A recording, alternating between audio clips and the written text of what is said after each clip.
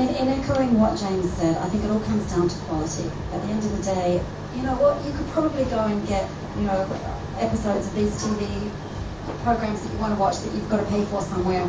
You'll get them free.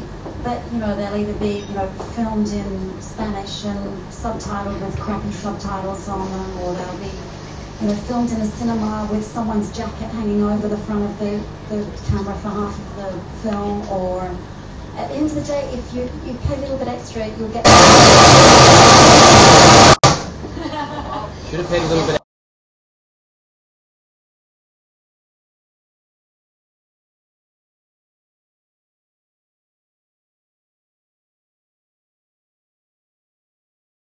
Going to continue to pay for whatever pricing scheme to pay for the integrity of... You know, at the end of the day, if everything ends up being free, there's not going to be any content, because as I said, it costs $3 million per hour to produce quality content. Unless somebody figures out how to make it cheap. Huh? Sorry, I didn't hear. Unless somebody can figure out how to make it cheap. Yeah, exactly. I mean, we talked earlier about user-generated content, you know. No, but professionally cheap. There could be a lot of that. Look at how much in TV news generating. I mean, the newsrooms used to be much bigger and much more expensive, and they've been forced to trim down. I mean, there's all sorts of people who used to have newsrooms that just aren't there anymore, and the costs of that have come down and down and down.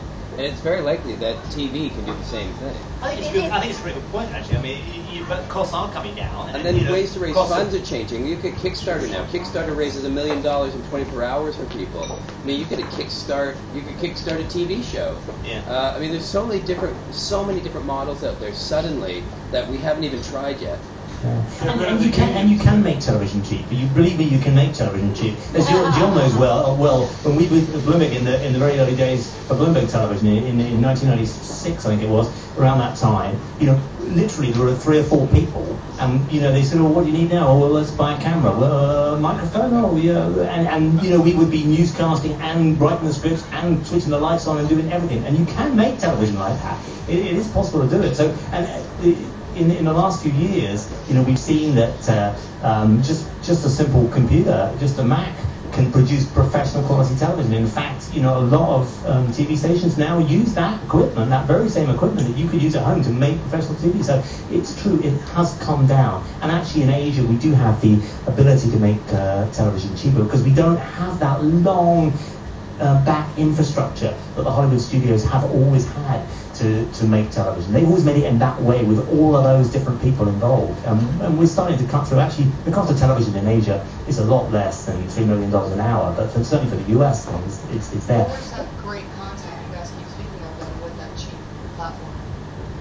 What is the great content? Well, we're saying, you guys have said that is what it all comes down to, is great content. Yeah. So do you have that great content on that platform that you speak of? I'm saying, like, because you're talking about the cheap yeah, the cheap quality stuff. Does it really create great content? It can. Yes. Watch The Guild. I'm just questioning. But content's not about the technology. Content's about the story. It's about, is it funny? Is it something that I'm enticed by? Mm-hmm. You know, and the technology is wonderful, and it makes it better. But it really comes back to the story. It's always about the story. One of the reasons it's expensive in the States is because of the computing. Yeah, don't even get me started on that. But yeah, I agree. I'm just playing devil's advocate here, wondering. Good point. I mean, I'd like to actually know what the budget of the annoying orange was. Actually, does anybody know? You had to buy an orange. Yeah.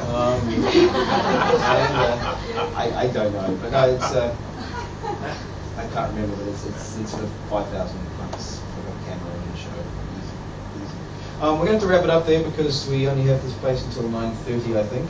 But on behalf of the Hong Kong PR Network and Social Media Week Hong Kong, I'd like to thank our panel, Leslie Tang, Jill Grinda, James Ross, and Doug Brown. Thank you all for coming. Please do patronise the bar.